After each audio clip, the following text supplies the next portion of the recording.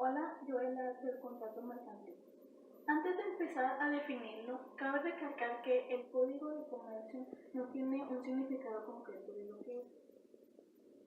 Sin embargo, acorde a su artículo 2, se aplicarán todas las disposiciones del derecho contenidas en el Código Civil Federal. Para hacer referente a todo este tema del contrato mercantil. Aquí hay dos fuentes jurídicas, que es el contrato y el convenio. El contrato es un acuerdo de voluntades de dos o más personas con el propósito de crear y transmitir derechos y obligaciones. Y el convenio es un acuerdo de voluntades de dos o más personas con el propósito de extinguir y modificar derechos y obligaciones. Para que estos actos jurídicos puedan tener una existencia jurídica, deben de tener dos elementos. El primero es la capacidad de voluntad y el objeto. Y también debe de tener 4 elementos para que puedan tener una validez, que es la licitud, las formalidades, la capacidad jurídica y la ausencia de vicios en la voluntad, que próximamente se los estaré explicando uno por uno. Primero, los elementos de existencia. El primero es el acuerdo de voluntades. Aquí las dos partes deben de estar de acuerdo de querer celebrar este contrato, ya que si una de estas dos partes no desea realizar el contrato, pues no se va a poder realizar el contrato mercantil. El siguiente es el objeto. El objeto, en pocas palabras, es lo que está en medio del contrato, es lo que está en juego del contrato. Por ejemplo, en un contrato de compra y venta, el objeto sería la materia que se va a vender. Este objeto debe de tener 3 requisitos. El primero, que debe de existir en la naturaleza, o sea, que debe de existir, que debe estar físicamente. El siguiente es que debe de existir en el comercio, o sea, que debe de existir para la venta, para la compra y todo, para el arrendamiento o para la donación.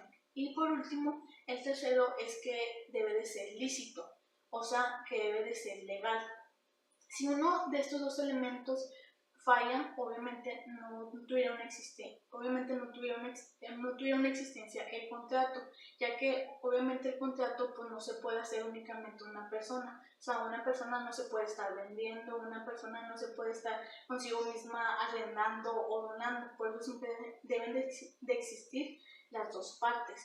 Y el siguiente, y pues el objeto obviamente debe de existir, ya que si no, el contrato pues no tuviera un chiste. Pues es importante que las dos partes deben de estar presentes en el contrato. Ahora vamos con los elementos de validez, que aquí son 4. El primero es la licitud. Aquí el fin del contrato o el motivo debe de ser para bien, que no afecte a la comunidad o a otras gentes. Por ejemplo, en un contrato de compra y venta de drogas o de armas, obviamente ahí se afectan a terceras personas o a la comunidad, y aparte de eso es ilegal. Por eso el contrato no debe de afectar a terceras personas para que se pueda llevar a cabo y todo sea lícito ante la ley. El siguiente son las formalidades. Aquí en el contrato se tienen que poner las formalidades que la ley exige o que la ley establezca. Por ejemplo, en un contrato, las formalidades, hay contratos consensuales que ahí no piden muchas formalidades. pero hay ocasiones en que la ley sí las pide, y ahí cuando la ley las exige es cuando las tienes que llevar a cabo sin importar qué. Por ejemplo, en las formalidades hay una que se tiene que hacer por escrito y ante la fe de un notario público. Si estas formalidades no se llevan a cabo, pues obviamente el contrato pues quedaría sin validez. El siguiente es la ausencia de vicios. Que aquí es cuando las partes se pueden expresar libremente, sin tener que recurrir a vicios o sin que el contrato tenga vicios. Por ejemplo, uno de los vicios es la lesión, es el dolo, es la violencia y es el error, que también se los explicaré. El error es cuando se tiene un falso concepto de la realidad. Por ejemplo, en un contrato de compra-venta, el vendedor tiene muchas fincas y piensa vender la finca número A, por ejemplo, y el comprador piensa o cree que él va a comprar la finca número B, y ahí es cuando hay un error, de la realidad, es cuando no están de acuerdo, y a no estar de acuerdo pues no van a poder llegar a un acuerdo, y pues ahí obviamente el contrato pues no tiene una validez. El siguiente vicio es la violencia. La violencia es cuando una de las partes intenta violentamente, tanto ya sea físicamente o moralmente, conseguir la firma y el consentimiento de la otra parte. Como ya lo había dicho anteriormente, si una de las dos partes no tiene voluntad de querer hacer el contrato, pues obviamente pues no va a haber una existencia. Pero si obviamente una de las partes lo hace violentamente, pues con más razón no va a haber contrato. ¿Por qué? Pues porque, como ya lo dije, las dos partes tienen que estar de acuerdo, y si aquí las dos partes no están de acuerdo y una interactúa violentamente, pues no se va a poder llevar a cabo. La siguiente es el dolo. Aquí es cuando una de las partes sabe que se está cometiendo un error, que en el contrato hay un error, y aún sin embargo esa parte sigue dejando que el contrato siga adelante. ¿Por qué? Porque esa parte, a través del dolo con esa parte piensa que ahí va a haber una ganancia económica para esa parte, y ahí afectará al otro. Es por eso que el artículo 1815 y 1816 dice que si existe dolo en algún contrato, pues obviamente este no va a tener alguna validez. Y ya por último vicio está la lesión, también llamada lesión económica. Aquí es cuando una de las partes por necesidad quiere robar el patrimonio de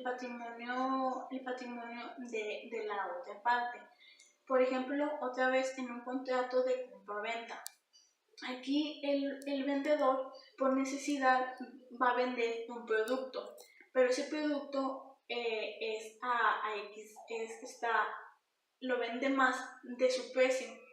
Y aquí el comprador, por no saber, por querer ayudar a la otra parte o por ignorancia de no conocer el precio, lo compra.